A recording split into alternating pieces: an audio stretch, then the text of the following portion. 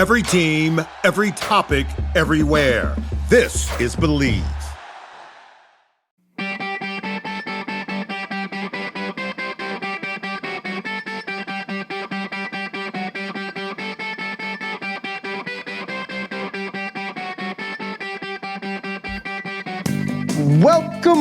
Welcome, everybody, to the Hockey Think Tank podcast, brought to you by the Hockey Think Tank. You place for all players, parents, and coaches to go to get a little bit of education and a little bit of inspiration regarding the greatest game on the planet.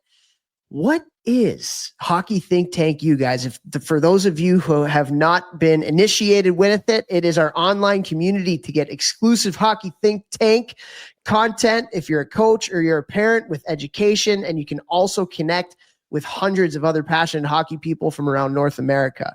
If you have a question on how to best support your players on their journey, we got a community of knowledgeable hockey parents and trusted advisors that you can go to. You want to know a little bit more how to build a better power play? We have videos that are detailing every setup, every breakout. Want to connect with some of the game's brightest minds? We have a monthly masterclass with people like University of Michigan head coach Brandon Naurato, 7-time Stanley Cup winning coach Barry Smith, where you can come and you can ask questions and talk hockey with. Honestly, I think it's the world's best and most trusted hockey source for hockey education. Join the hundreds of people already in Hockey Think Tank to you today by going to httU.thehockeythinktank.com, or to make it even easier, we'll even put it in the show notes for this podcast episode. And if you do that right now, you'll get a big discount. Get a little bit of a discount, guys, for doing it. It is the holiday time, and we appreciate you guys so much. So go to the show notes or go to thehockeythinktank.com or httU.thehockeythinktank.com to check it out. Now, let's go, baby. And now to the podcast. We have an unbelievable guest, one of my favorite people in the entire world. His name is Bob Scott. He is my dad. He is Jeff's uncle. He is Jeff's mom's brother. He is the grandparent to my kids. All right. If you didn't know already, it's my pop's dad, Bobby Scott. But before I do get over to my dad, let's get the talent of the podcast on here. One, Jeffrey Jehu Lavecchio. Vex, what's going on today, my man? Not much, bro. I gave an awesome speech last night to a local team at a really cool venue that one of the coaches owns, Simply Smart, I believe it's called, in Chesterfield here. It was awesome. Kids were awesome. 14U team, super responsive. Coach sent me an awesome text after. He sent me a couple parent texts after saying that the kids got in the car and were riled up and excited and, wanted to make some changes. So, I absolutely love speaking. It's one of my biggest passions in life. I don't like the word motivational speaking, but just like speaking to people and getting them to want to give more in their lives. And dial in and mainly realize that their future is in their own hands and not to wait around for other people to give them things. If you want anything in this life, go earn it every single day. And so, every time I do those speeches, I'm just fired up. It's hard for me to sleep. I love just hoping that I sparked something in somebody, you know what I mean? Maybe foreshadowing to a future podcast episode that we've already recorded too, guys. Look out. I enjoy it too, man. I absolutely love getting in front of people and getting the opportunity to share some of our experiences, right, of what we've learned along the way. And I love, honestly, my favorite is the parent stuff that we do. I love getting in front of hockey parents and getting to share things that can help them, to help their kid and support their kid on their journey. I was actually just up in Milwaukee. Milwaukee Winter Club is one of the clubs that we work with, and got to speak to their parents. And yeah, man, this hockey world's a tough one to navigate for a lot of parents, especially ones that didn't grow up in it. And hockey's changing seemingly every year with what's going on and how it's delivered. So I hear you. I love doing that. I love doing the team building stuff and the culture building and working with teams to get a little bit more tight and to develop that culture and that bond and everything like that. So it's I love it too, man. I've seen you in action. You're extremely, extremely good at it. And yeah, little foreshadowing to a future episode on that as well. Yeah. I mean, What's up, girl? I love listening to you speak too, man. It's just, I think it's just in our blood as former captains of a lot of teams we played on. We're used to it. We like being in front of people. We like helping people be their best self. And obviously that's why we do this podcast. I mean, it's not like we make a bunch of money doing this thing. We didn't make any money at all for years, you know? So, you know, it's just in our blood, man. Just is what it is. We love it. Yeah, for sure. And you know what else is in our blood?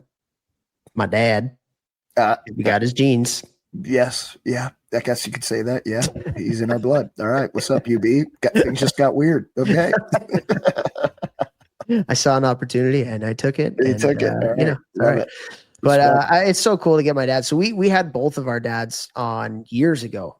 It was probably the first year that we did this. And since we've been doing it for 7 years, 6 or 7 years ago. And he's just such a great dude, like such a caring, charismatic person who just wears his heart on his sleeve, loves the game of hockey, and even more than loving the game of hockey, he loves the people who he gets to interact with in the game of hockey. And so just a wealth of knowledge. He's been in the youth hockey game for years, also was a Division I hockey player way back in the day, and was a big time coach for me growing up. He's the guy that got me to fall in love with the game of hockey, and so thought it would be cool to get him back on here and share some stories and for him to give his knowledge and wisdom to the greater hockey world as well. And we had a lot of fun with this conversation. And just a great man, just a great man. He is such a good dude and very wise despite being hilarious. Absolutely. The most mature, immature person you've ever met. The most mature, immature person ever. Like so immature, but in the best way possible. And why I absolutely love him. Him and I are kindred spirits. We can take the most serious possible situation ever and find a way to get a laugh in the room that kind of lightens it up, despite not taking away from the feeling or whatever's going on in the room. And he's just a great man. I've learned a ton with him. I was super, super honored and lucky to live with you guys for the year that I did, which was kind of like it was like a home away from home before I went into a real billet situation playing in the USHL, which I think really helped me a lot in my my human development side of the hockey world, being able to live with you guys that year. And just really grateful that I had that opportunity and that he opened up his house to me. I mean, like, you guys have like 17 kids in that house and you let another one in there. I mean, it like crazy that I snuck in there somehow. And also it was like the most fun year of my life too. As far as like, I never really hung out with my school friends really outside of school until that year. For whatever reason, that year I became really close with some friends at school who I'm still friends with today. And last time I was in Chicago, went and grabbed the lift with Glazer and, talked about life. And then I see Carr all the time. And so I'm just super grateful for him and your aunt or your mom, my Aunt Debbie. And he's a great dude and you guys are going to love this episode. He's got a lot of wisdom to share. Yeah, it was a really, really fun episode to kind of sit back and reflect a little bit about some of the things that we experienced in the hockey world separately, together, all three of us really. And so, yeah, he's obviously been a huge positive impact, not only on my life, obviously being my dad, but thousands of kids in the Chicago area that have grown up playing hockey for the organizations that he's worked for. He's a hockey director still to this day, in his 60s and just absolutely loves going to the rink. And yeah, just a great human being. So really, really excited to have my dad on the podcast here today. And before we do get over to my dad, though, we do have some people to thank. First off, I want to thank our title sponsor, Ice Hockey Systems, the best website for all your coaching education needs. Thousands of drills, whiteboard explanations from really high-level hockey people, the ability to go in and draw your drills up and build your drill libraries. They, today that we are recording this episode, have also come out with IHS Plus. IHS Plus. And guys, like, Ice Hockey Systems have not raised their prices in 10 years. That's wow. The amazing people that they are. They have not raised their prices in 10 years, but they have come up with now IHS Plus, which is just more because they're getting asked for the content is so incredibly good that people are asking for more. And so they have given more now. So they have IHS Families, which is not just for coaches, it's for parents and for players, and also have IHS Plus now. So go to icehockeysystems.com today. Check that out. You can also get this for every single coach in your organization by doing an association platform with them. That's how we have partnered with Ice Hockey Systems. So go to icehockeysystems.com today. Check it out. Jeff Free. I want to say a massive thank you to Train Heroic. You guys know the Train Heroic's the awesome platform that I have used since Voldemort 19 that shall not be discussed. I've trained tens of thousands of hockey players on there for an extremely low price. My whole goal with my online training company is to help as many players as I possibly can get the most out of their bodies. Also, what's really cool about that is you get direct access to me. So whether you're an individual training with me online in my in-season or off-season training programs, or you're part of a team training with me online in-season or off-season, everyone who works with me gets direct access to me. It will never be AI. It will never be one of my coaches. It will always be me answering your questions, your video form checks, anything like that. Just another way that I can give back to the hockey world, and super, super grateful and thankful for Train Heroic for helping me do that. Boom. Also want to thank Helios Hockey. Helios Hockey, one of the best hockey products for development on the market. It is a sensor that you put into your shoulder pad that gives you real-time data, real-time feedback on your play, particularly a hustle score, which the kids absolutely love, and your stride length, stride mechanics, and it's a great development tool for that. So go to helioshockey.com today and use the coupon code ThinkTank, one word, and you will get 20% off your Pro Annual or Pro 24-month subscription. The kicker with Helios, though, is not only do you get that little sensor, but also when that sensor moves, it syncs up with whatever video you're using. Whatever video, it could be Live Barn, it could be an iPad, it can be an iPhone, whatever. It's going to sync up with that, and you can have your reps in practice or your shifts in a game cut up for you directly after you skate. So just incredible value add. Go to helioshockey.com today and use that coupon code ThinkTank, one word. Lastly, want to thank Crossbar, the best software solution to help your youth hockey organization operate way more efficiently. What does it have, guys? What does Crossbar have? Well, I'll tell you right now. It has end-to-end software solutions for managing all your operations of your youth hockey club. Sleek website design, registration for everything from big time season type stuff to little things like drop-ins, clinics, and lessons. It's got a 5-star communication app, a club scheduler, financial, volunteer facility management, tools and reporting. One-stop shop, makes everything really, really easy. Everybody that I know that switched over to Crossbar to do their operations for their club have been extremely, extremely happy that they did. Extremely cost-effective, so many useful tools, and just an awesome company that we've partnered with as well. So go to crossbar.org today if you are a hockey director or a youth hockey president, or you want to bring this to your youth hockey director or president. Just huge value at crossbar.org. And then thank you to all of our amazing listeners. We love you guys. We are more than 7 years in now, which is absolutely insane to even think about. And we love you guys so much. And if you think what we're doing is a value add and bring some positivity to the hockey world, all you can do for us is just interact with your podcast on your podcast app. And by shooting us a rating, shooting us a review, commenting, whatever it may be, by commenting and doing all that stuff, it tells the algorithm that we're okay, guys. And when people are searching for some hockey podcasts, maybe the Hockey Think Tank comes up, even if they've never heard of us. So just interacting with our podcast goes a long, long way, guys, and we would appreciate that so much. So with that, don't be afraid to share our clips on the gram too. If you're not following Hockey Think Tank podcast, or no, Hockey Think Tank now, just Hockey Think Tank is where Toph puts all of our podcast clips up on social media. Please, we're trying to help as many people in this game stay sane. All right, get better. Love the game of hockey. Want to be in it forever. Okay, so if you see our clips and you like them, be a bro and share that show. Be a bro, share the show. All right. And without further ado, here we go with my dad, Bobby Scott.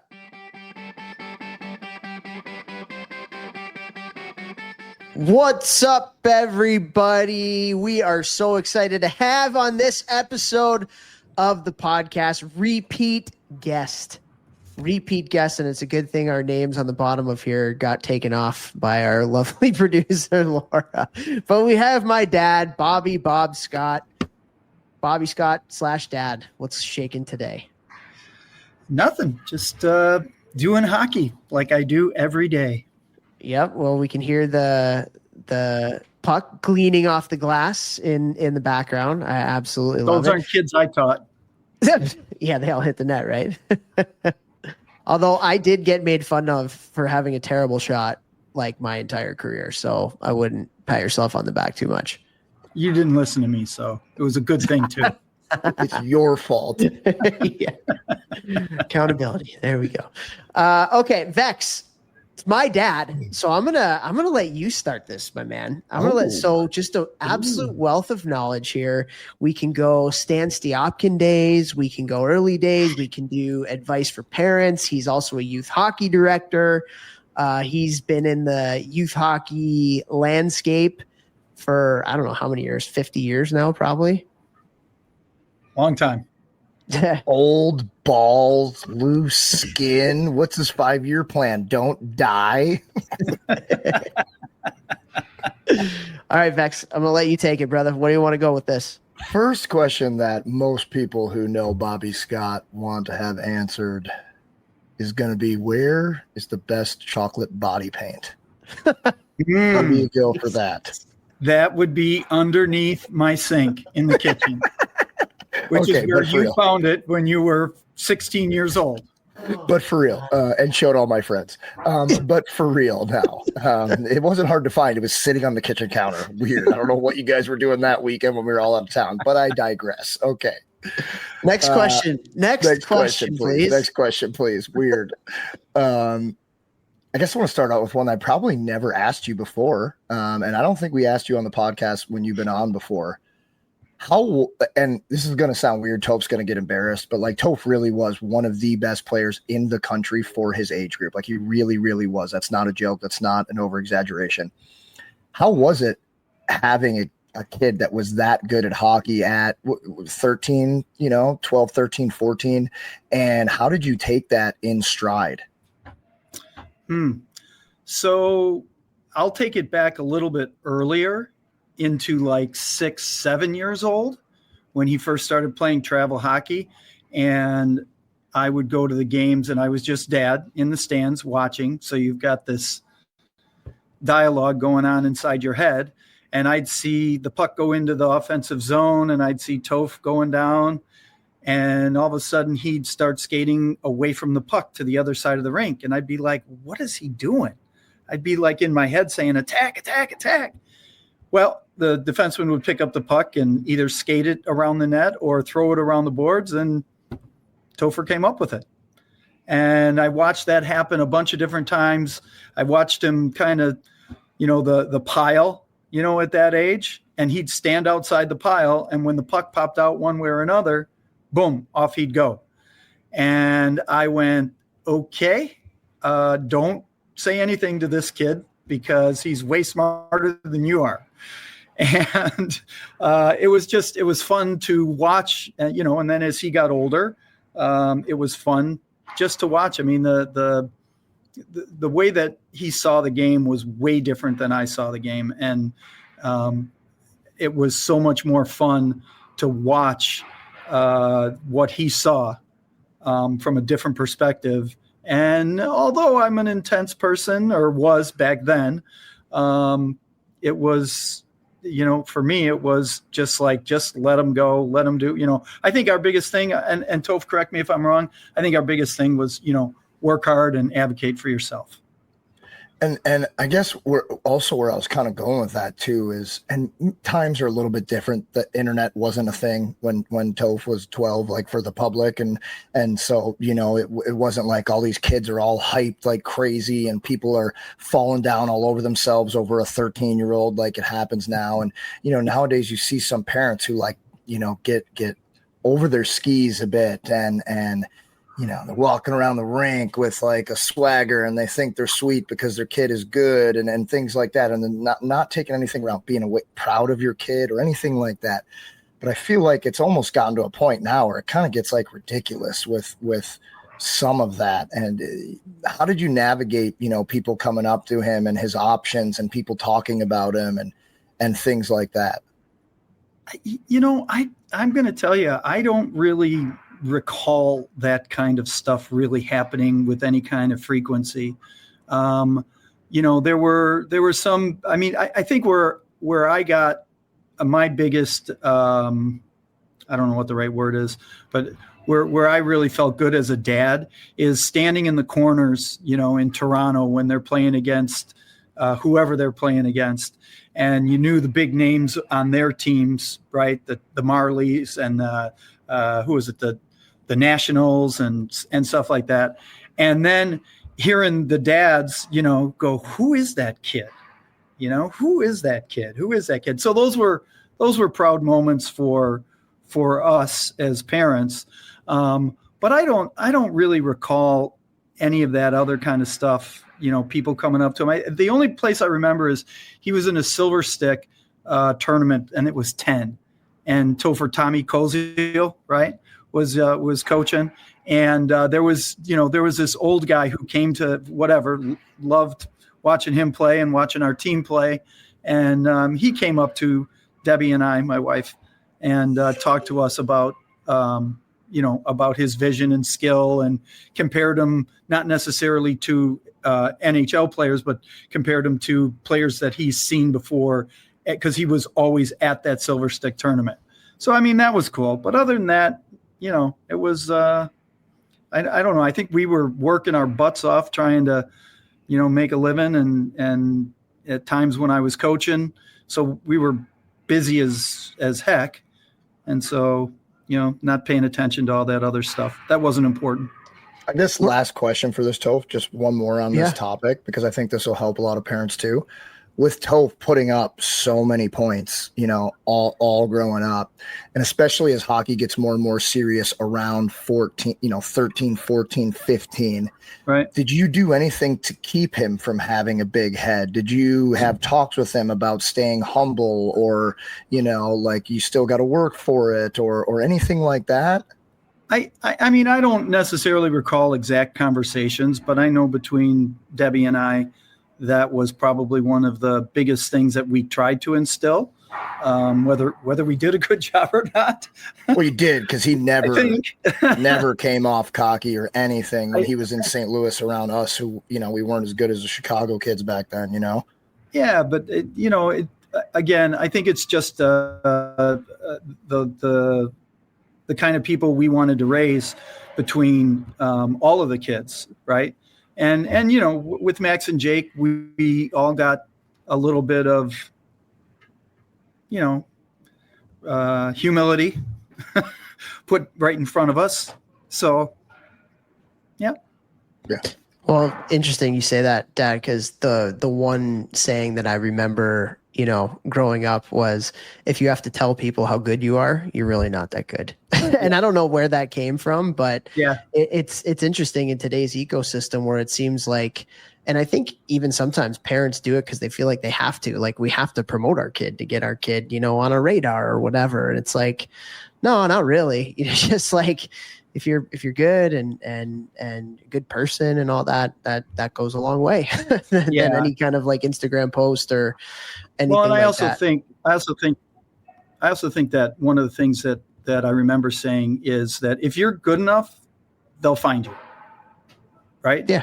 That's the way it is. You don't necessarily have to self-promote, and obviously it's a different world now. But back then, we were playing at the top level. We were playing the top teams. If you were going to make it, it was going to be, you were going to make it. If you weren't, you weren't. Mm-hmm. Yeah. Well, it's funny. Like, I remember, and again, it's always fun to have conversations now about childhood and kind of ask your parents questions of like, why, and like, why did you do certain things or whatever. And yeah, I remember having a conversation with you and Mom on just, I was the top, like I was a good player. And so with that, I could kind of make any team that I tried out for. And I always remember you guys talking about how when you were choosing a path for me to go, it really wasn't about hockey. Like, you guys really didn't care about the hockey knowledge of whatever coach that I was going to play for. It was, is this a good person who's going to teach my kid life lessons?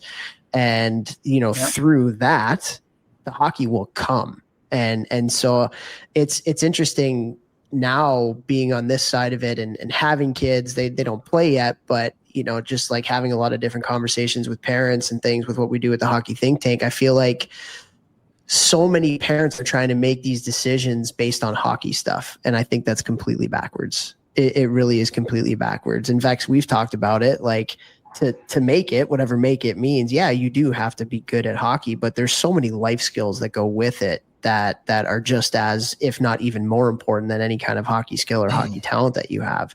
And so that was one thing that just in our conversations, Dad, I thought really hit home with me and has shaped a lot of, how I view the game and through our conversations and conversations that I've had with other people. It's like, it is all about people. It's all about people.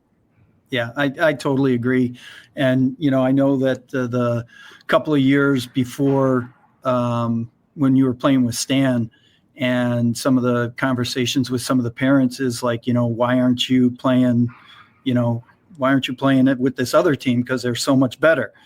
And maybe on paper they were better, but, the leadership that was there at the time, Mom and I didn't agree with. And we thought it was much more important to have you around good people. And then, of course, Stan, obviously, not only was he a good person, but he was an unbelievable coach and gave you and all of the other players that played for him a total different perspective. Remember, I told you I was talking to Richie Rousseau. Yeah. Right. Yeah. And I told him that, my education as a coach was incredible with Stan. And because I never looked at the game the way that he did, and then watching him do what he did and how he did it and the things that were important to him. And it really made me a 10 times better coach at that age. Yeah. And just for context for anybody that's kind of newer to listening to our podcast. So when I was a peewee, I was probably like 10 or 11 years old. I had played up a birth year for, however many years kind of growing up. And then I got cut from that birth year up. And all the other teams in like Chicago were picked at the time, except for Team Illinois, who had this weird Russian coach. So it was kind of like the only AAA team that I could play for. And so the team was probably an average AA team at best, Dad, talent wise. Yeah. But like just great people. And the coach was amazing. And, at the beginning of the year, we weren't very good, but towards the end of the year, we were, beating teams that would be smoking us at the beginning of the year. Yep. And then the next year, all of our best players left to go to the other team in town, which if you would kind of like describe it in today's day and age, it would be like a top 10 My Hockey Rankings team, and we would have been, top 50 at best. And you guys were like, nah, we're not doing that. We're not going over. We're sticking with like the culture. We're sticking with the people. We're sticking with the coach. And same thing, like they beat us at the beginning of the year, and then we ended up beating them at the end of the year, which we had no business based on what it looked like on paper beating them.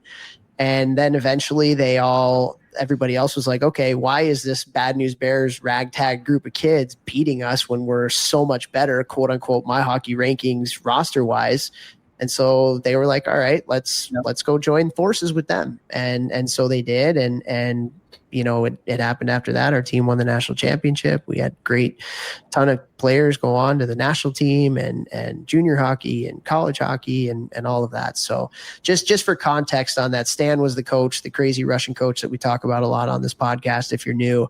And it was just, again, we're all a product of our experiences. Yeah. And that experience for me, and having lived through not caring about being on the top team, but being with good people, and that shaped who I am as a player. It helped me to fall in love with the game a lot more. And, I think I'm a product of culture and people. Yeah. At the end of the day. Yeah. And I would argue that a lot of the success you had in hockey, like in the later years, especially being able to overcome adversity, like probably playing juniors a year too young or two, whatever, and overcoming an ACL injury, and being able to put up over 100 points in the ECAC at 4'4", and all of these things that you had to. Can you give me 5'4" at least? All these things you overcame. A lot of that came from these things that you're talking about right now. It wasn't because you chased winning. And yes, everyone out there, we want kids to win. That's not what we're saying. But it wasn't just only chase winning. It was chase development, follow coaches who are developing human beings and hockey players, not only hockey players, and nothing else matters other than winning, right? It's like all these other things that are actually going to move the needle the furthest down the road too, that coincide with your hockey abilities. Chasing winning. Yep. Don't do it. chase people, chase good people. Don't do it. But it is interesting. And I wonder if I was growing up in today's day and age, if it would have been different. I don't think it would have been, but the pressure to have, conform to what everybody else thinks, you need to do to quote unquote make it nowadays. It's obviously it's been a lot more heightened now. And the fact that we have Mite AAA, 6 different options in just our city of Chicago, and how the talent pyramid gets narrowed, man, I do think about sometimes, Dad, because I feel like I had the success that I had in this game. And Vex, I would venture a guess to say you as well. And Dad, probably you too. You played Division I hockey, starting hockey at 10 years old. We probably made it in a large part. 11. He started at 11. Sorry. Yeah. Don't you take that year away from him, sir. I would venture a guess to say that a large percentage of us making it was because of how much we love to play hockey. Oh, I think at the end of the day, right? Yeah. And we can look back at all the people that we know and have played with or have coached that have gone on to do really special things in this game. And that is the biggest consistency is those people just absolutely love to play hockey. And so with that, I just think, what kind of environment are we creating where our kids are going to fall in love with the game? I honestly do really wonder, had Vex, you or I grown up in today's landscape, what kind of success or lack of success we would have had. Would we have fallen in love with the game as much as we did today? And I honestly can, to be fair, I can make an argument both ways, I could, yes. And there's also a big part of where I'm I don't know, if had it been hyper pressurized and all that, I always did care about what people thought about me. And had there been internet rankings and my hockey rankings and all of that, would that have affected the way that I played or the way that I thought about the game? Would I have thought about the game just as playing, or would I have thought about the game as making it with all the ancillary stuff that the kids have to deal with nowadays? And if it was the latter and I had to think about that stuff, I don't think I would have made it at the, I don't. Do you think it's just interesting?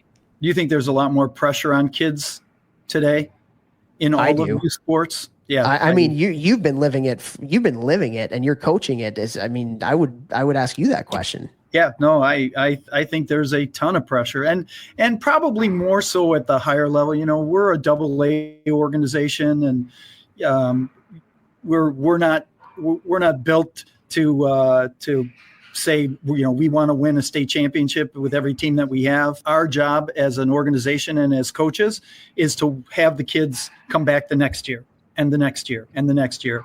And that's not that we're not competitive and we don't want to win, but you have to be able to look at your teams and find ways to make it fun and find ways to have some camaraderie. And I think that's all of our jobs as youth coaches, especially at the tier 2 level.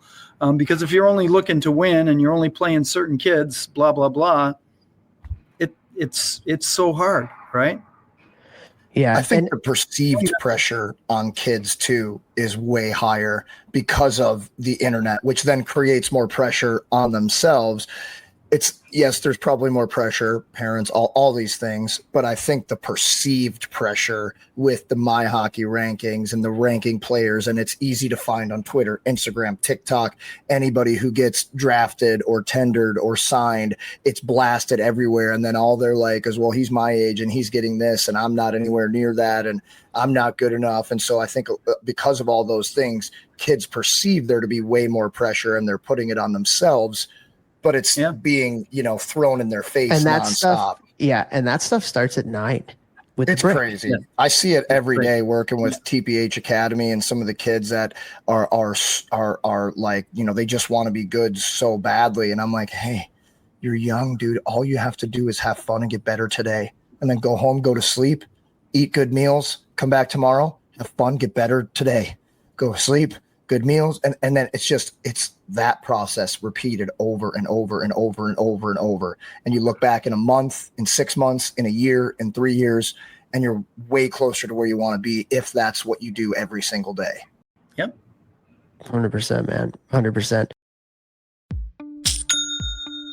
Nobody does selling better than Shopify. Shopify is the home of the #1 checkout on the planet. And the not-so-secret secret. With Shop Pay that boosts conversions up to 50%, meaning way less carts go abandoned and way more sales going through. So if you're into growing your business, your commerce platform better be ready to sell wherever your customers are scrolling or strolling. On the web, in your store, in their feed, and everywhere in between. Businesses that sell more, sell on Shopify. Upgrade your business and get the same checkout that Skims uses. Sign up for your $1 per month trial period for 3 months at shopify.com/Westwood1, all lowercase. Go to shopify.com/Westwood1 to upgrade your selling today. Shopify.com/Westwood1. The secret is out. With millions of younger-looking customers across the country, Plexiderm is one of the most highly sought-after products on the market. It visibly shrinks under-eye bags and smooths out crow's feet in minutes, and the effects last up to 10 hours. Influencers love it, magazines feature it, and people just can't get enough of it. As a matter of fact, Elle Magazine gave it an Editor's Choice Award as Best Instant Wrinkle Filler for 2025. In as little as 10 minutes, Plexiderm reduces the appearance of fine lines, wrinkles, and those dreaded under-eye bags. So yes, you can look years younger in minutes, and the effects last for hours. No surgery, no gimmicks, just results. The best news, you can try Plexiderm for only $14.95. Plus, get free shipping. Don't wait. Order Plexiderm today. Visit plexiderm.com/special. That's plexiderm.com/special. Paid for by Sheer Science. Most people don't realize how much of their personal information is being bought and sold every day. Data brokers are making billions pulling details about you from public records and the internet, then packaging and selling it, usually without your consent. That's how your information lands in the hands of scammers, spammers, even stalkers. It's why you get endless robocalls and why ads seem to follow you everywhere. That's where Aura comes in. Aura actively removes your data from broker sites and keeps it off. They also instantly alert you if your information shows up in a breach or on the dark web. But Aura goes beyond data protection. With one app, you get a VPN, antivirus, password manager, spam call protection, dark web monitoring, and even up to $5 million in identity theft insurance, all backed by 24/7 US-based fraud support. Other companies might just sell credit monitoring or just a VPN. Aura gives you all of it together at the same price competitors charge for just one service. Start your free trial today at aura.com/secure. Protect yourself now at aura.com/secure. Well, Dad, like when it comes to some of the things that we're talking about right now, I want to ask you about again how young it's getting. Like I threw it. I just said it, but I threw a social media post out here earlier today because I'm starting to get hear things from parents and from people about the brick. Yeah. And it's really funny getting all these messages back from people all over. Like I got people in Canada, I got people in Florida, I got people in Boston, I got people in Chicago, all reaching out. And one of the things that I've heard from child psychologist type people that I've listened to or read about is that, Vex, you called it like perceived pressure. And so when the parent feels the pressure, right, that 100% like filters into the kid. I shouldn't say 100%, but like that. So when the parent is on edge and the parent is, and they've even done, I saw one thing about like, if the parent is like a diehard, let's say Blackhawks fan in Chicago, or a diehard Maple Leafs fan, and it's like their whole life is hockey, and that like that affects the kid like big time. From what you've seen, is that a pretty accurate statement? Like if the mom or the dad is living and dying by their kids' hockey or hockey in general, that's going to have some sort of effect on Junior. Yeah. And, you know, I'm a percentage person, right? There's a certain percentage for everything that's out there. And so, yeah, there's a high percentage of kids who are just so much pressure because of their parents putting it on it. And if they would just let them have fun, the kids would probably develop a lot more.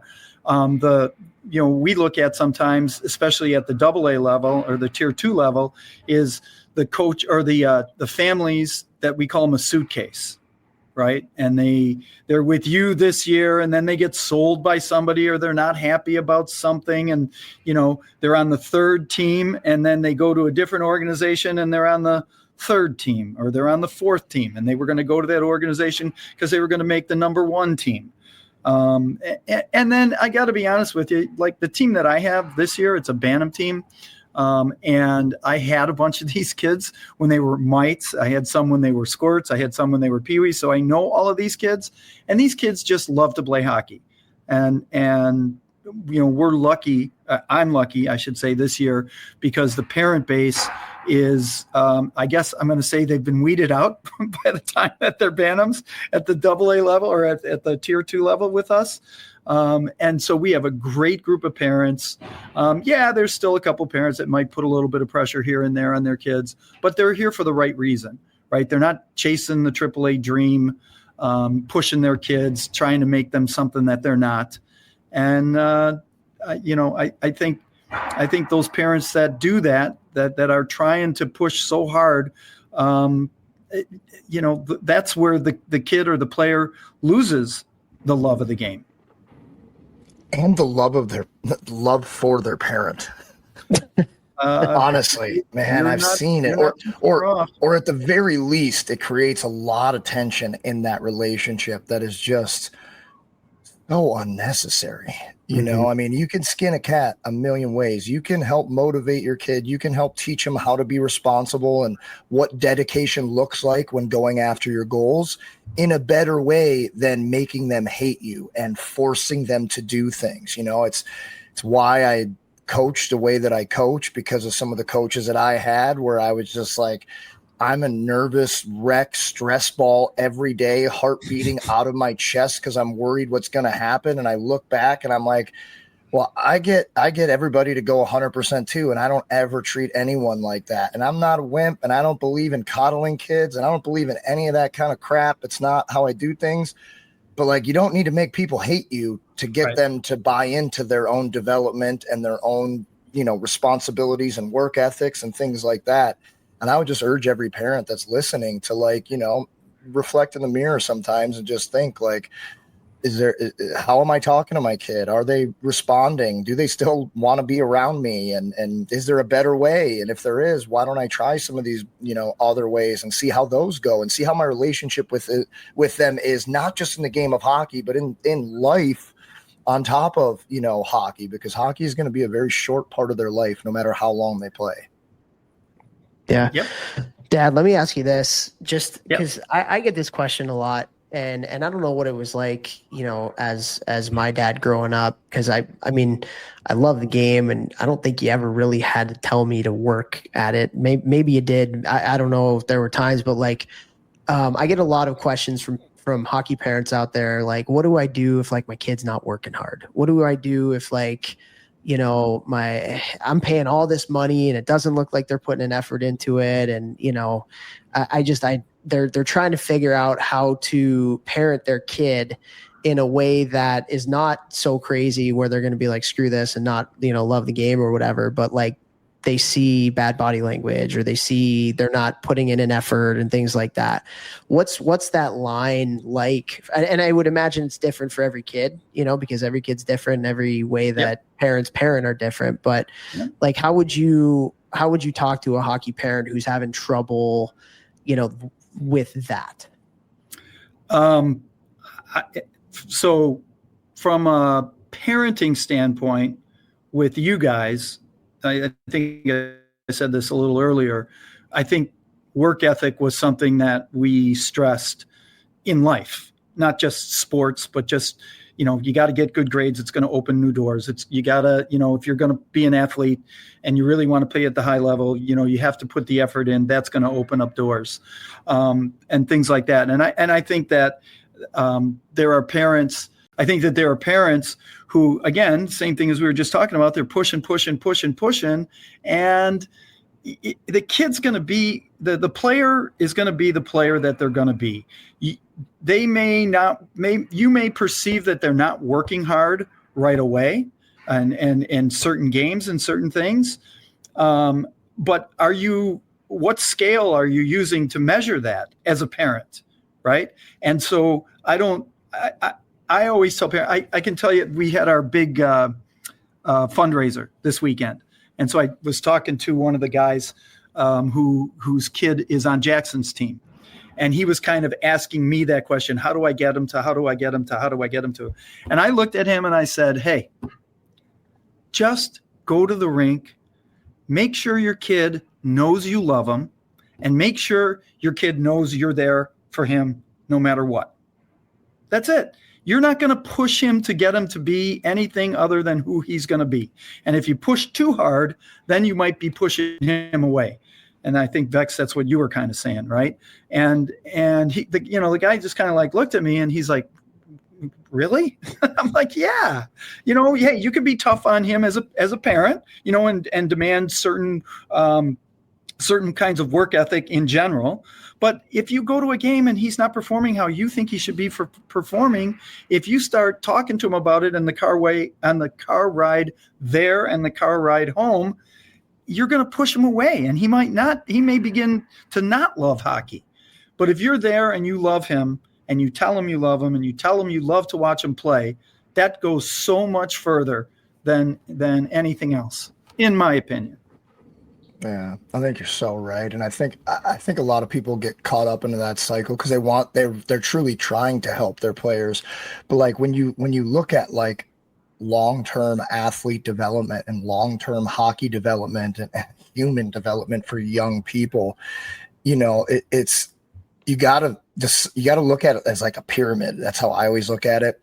And okay, what's the base of the pyramid, and what's the biggest chunk that creates the foundation that allows everything else to go north and to the direction where they want to go, whatever their goals are at the top.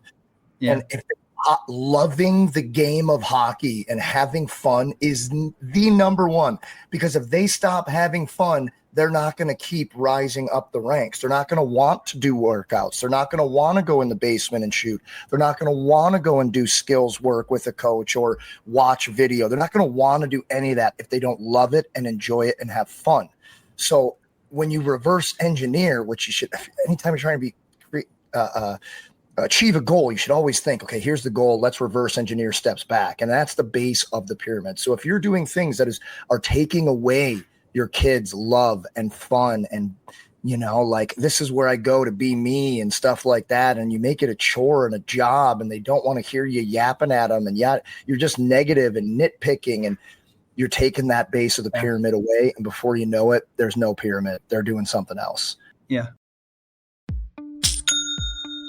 Nobody does selling better than Shopify. Shopify is the home of the #1 checkout on the planet. And the not-so-secret secret, with Shop Pay that boosts conversions up to 50%, meaning way less carts go abandoned and way more sales going through. So if you're into growing your business, your commerce platform better be ready to sell wherever your customers are scrolling or strolling. On the web, in your store, in their feed, and everywhere in between.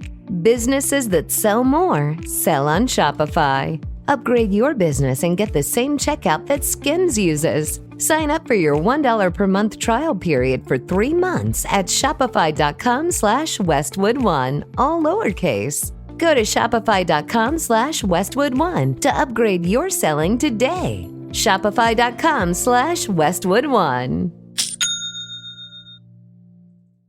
The secret is out. With millions of younger-looking customers across the country, Plexiderm is one of the most highly sought-after products on the market. It visibly shrinks under-eye bags and smooths out crow's feet in minutes, and the effects last up to 10 hours. Influencers love it, magazines feature it, and people just can't get enough of it. As a matter of fact, Elle Magazine gave it an Editor's Choice Award as Best Instant Wrinkle Filler for 2025. In as little as 10 minutes, Plexiderm reduces the appearance of fine lines, wrinkles, and those dreaded under-eye bags. So yes, you can look years younger in minutes, and the effects last for hours. No surgery, no gimmicks, just results. The best news, you can try Plexiderm for only $14.95. Plus, get free shipping. Don't wait. Order Plexiderm today. Visit plexiderm.com/special. That's plexiderm.com/special. Paid for by Sheer Science. Well, with that, Dad, talking about the love of the game, I feel like in my journey, in all of our journeys, there's been, times where we've really needed to go back and pull that love of the game out because of adversity or because of hard coaching or because you're not having the success that you're typically, having in the game. And there were some hard moments for sure in my career. Another question that I get from a lot of hockey parents is like, how do I help? How do I support my kid during the tough times, and so what were some of the things that you and Mom would kind of talk about? Because I'm sure you had conversations with each other, like, how the hell are we going to get our kid through this? Particularly my first couple of years of juniors that were really, really hard. Like, how the hell do we help him? How do we guide him? When I tore my ACL as a senior in high school, like, how do we help him? How do we guide him? What were some of those conversations like between you and Mom, and what was kind of like the tack that you guys would take to help me through some of the tougher moments? Yeah. Parenting is interesting because you really have no clue of what you're doing, in general as a parent. And I can say that honestly and proudly because there's no real playbook, right? You can read all the parenting books you want to read, but actually going out there and doing it and then having to have successes and failures along the way. So you're not going to get it right all the time, right? And then all of a sudden, you see your kids struggling. And I'll go back to that conversation I had with the guy at the fundraiser. We just wanted you to know that we loved you and we supported you, and whatever you needed to do, we were there to help with that. I don't honestly remember giving certain direction, to you or to Jesse or to, Max or Jake as far as what they needed to do or how to do it. I think hopefully we were there to support whatever you needed in trying to get through it. And it was all new to all of us, right? I mean, the junior thing, Vex, you hit on it at the beginning. If I had to do it all over again, would not have put Topher in that situation the first year, maybe even the second year. But it was one of those things where we really thought that it was important to kind of go through that process to see what it was. And Mom and I had no idea. The last thing we thought was that you were going to make that team at the age that you were, but we thought it was important for you to go through the process. And then I remember Jim Markey walking by me after the third tryout with the Steel the first year. And because you had already made that Team Illinois team, right? And he looked at me and he said, well, I always wanted to coach your son, but looks like I'm not going to get the opportunity. And even then I was like, what are you talking about? There's no way that coach is going to take him. And then all of a sudden, you got chosen for that. And then I'll be honest with you, Mom and I were pretty uneasy when that happened, because we were like, holy shit, you were literally 14 years old when you made that team. Now, when you first started playing, you were 15 because your birthday was in July, but we were terrified of what was going to happen. So we didn't know, we didn't know how to deal with this. We were proud of you for the success. We certainly weren't going to take that away from you and tell you, well, now you can't play for this team because, we don't feel you're ready or, mentally ready. Because again, 15 years old, you had 19-year-olds on that team. There's a huge difference in maturity there. And anyway, did that answer? Toph and I would have played together that year too. It was a chill. It wasn't TI. It was a chill because I played for Markey that year. Yeah, you're right. He went to the TI right. after. Yeah. You're right. No, Vex, that was the year after. Oh, was it? It would have been the year after, yeah. Oh, okay. But it still was the chill, not TI. Yeah. Gotcha. But either way, I think the one thing that I know you guys always stressed to me was what's a positive that we can take out of this. Like that is one thing that I remember, consistently being talked about, especially during some of the tougher moments. What is a positive we can take out of this? And then the other one was, listen to what they say, not how they say it with the coaching. Yeah. Like try to find the nugget of is the way that we were coached back in the day. It was very different. I definitely remember saying that. Listen to the message, not how it's coming across. That was another one. Hey, but you fat ass. Well, Vex talking about in junior hockey how his coach would like skate up and down the ice with him, telling him to quit. That's just how begging me to quit. Begging you to quit. Begging me to quit. You're done right now. Your career's over. I'll send you home. You're done with hockey. You're a pretender. You've been a pretender since the day I drafted you, while everyone else on the bench on the team or everyone else on the ice was sitting on the bench watching this happen for 10 minutes. Yeah. Crazy. It's interesting. Crazy. Like the more I am like continuing to do the work that we're doing and looking into all of these different things, there's two fundamental things that I really, really believe in.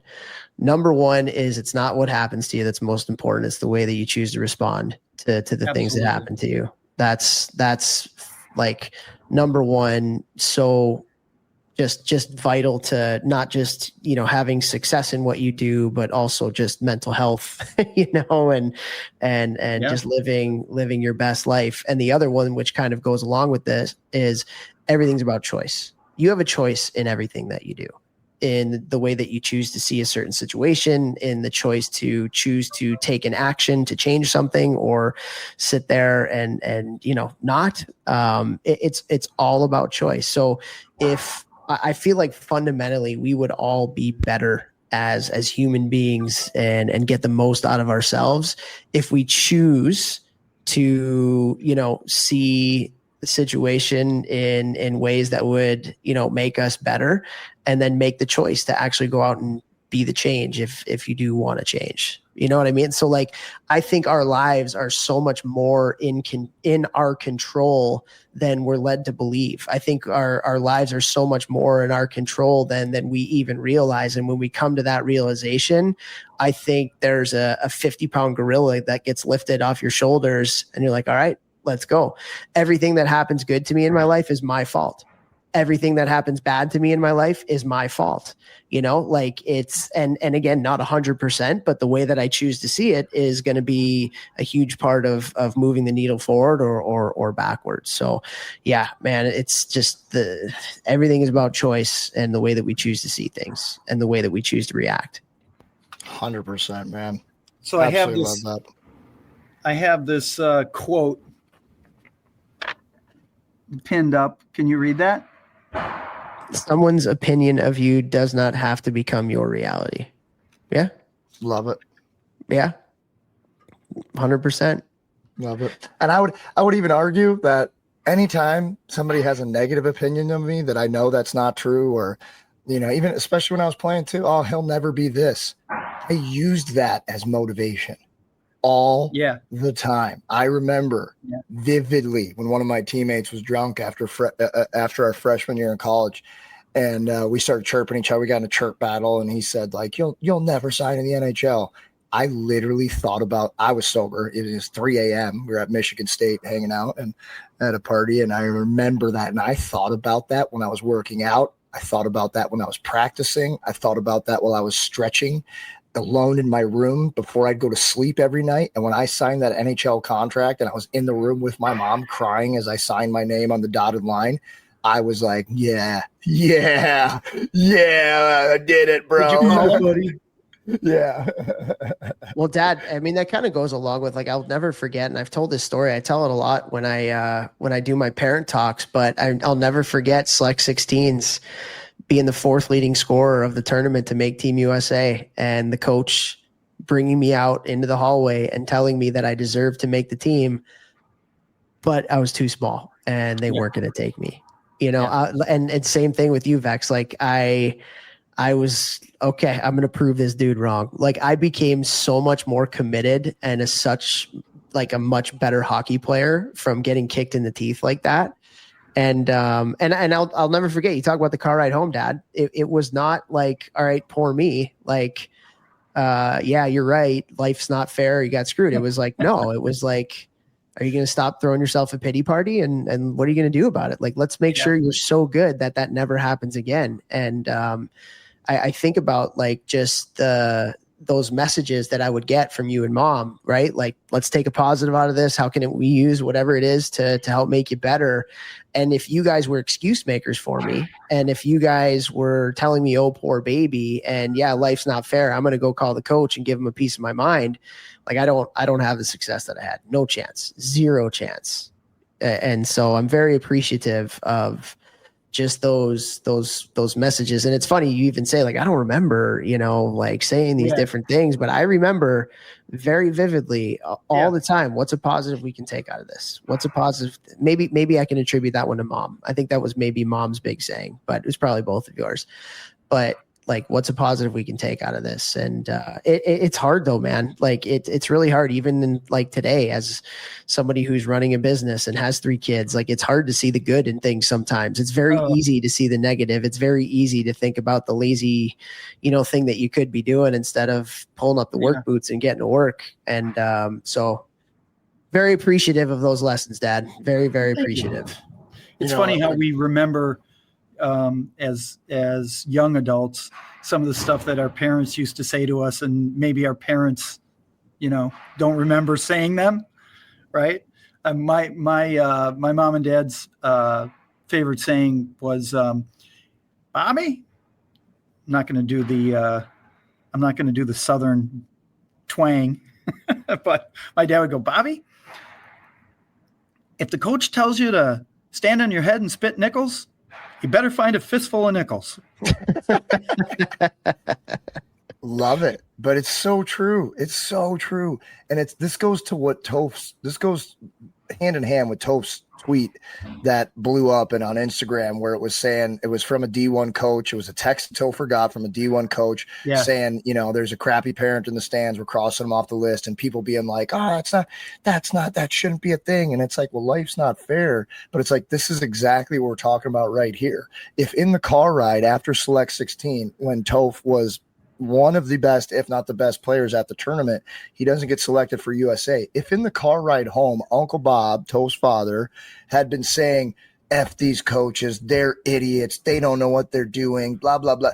Toph doesn't lit under his ass with a Bunsen burner that makes him have a massive summer to work out harder, to work on his skills harder, to have the best year he's ever had, and wind up committing to Cornell. Like, those types of things, like, they don't happen because of the language and the things that are being said and the message that is being given to his kid during that hard time. Well, and I'm a new parent too, and I obviously my daughter's only 14 months. So, like, I'm not coaching her that hard yet. No, I'm just kidding. I'm not even coaching her. Right. But, like, I'm sure it's so hard when your kid is devastated and they get cut, or they don't get the cookie that they thought they were going to get and they worked hard for. But take a second, take a breath, take a lap, calm down, and think about, okay, what's the lesson I can teach my child from this right now? And if you do that, you're going to turn out with kids who are going to be go-getters and take responsibility and put the gas pedal down to make themselves better, which is going to make them better and more successful humans and obviously hockey players. And it, in my opinion, it doesn't start when they're 16 and the car ride home because of that. It starts, when they're 2, when they're 3, when they're 4, there's certain kind of accountability, that kids need. And if you're always there, doing whatever it is for them, it's like the young, the mite, or not the mite, but like squirt level. I think at the squirt level, you should be carrying your own bag. I can't tell you how many of Jackson's parents carry the bag for their kid. And it just, maybe I'm going a little too old school, but it's like, you're 9 and 10 years old. You can't carry your own bag? Carry their bag, tie their skates. Yeah, Jesus. all that good stuff. Love it. So, Dad, I know you got to go here, but just quick question, because as a new dad myself, my oldest daughter and love my oldest daughter. Looks like Debbie, acts like Bobby. She is a clone of my mom, but as far as her personality and her, spirit, she is very much you. So when we talk about holding kids accountable, Jesus Christ, I need some help. Like, can you, what do I do with my oldest? Here's what I can say. I'm glad I didn't have a me or Paige. I'm glad I had Topher, Jesse, Max, and Jake. I can't help you on this one. Okay, good. Love her as much as you can, and make sure she knows. As which do I know I. you do. And she is making me a better person, to say the least. And all I have to say is, GFL, good luck. I absolutely love it. Well, Dad, thank you for your time here today. I think love it, Toph. Love it. It's Vex. It's been a minute. It's been a minute since we've had you on. So appreciate you coming on. I know you got some hockey stuff to do here right now with those lucky kids that you're coaching, but love you. Thank you so much. And love you too. See you guys. Love you. Go do that hockey. Spit nickels.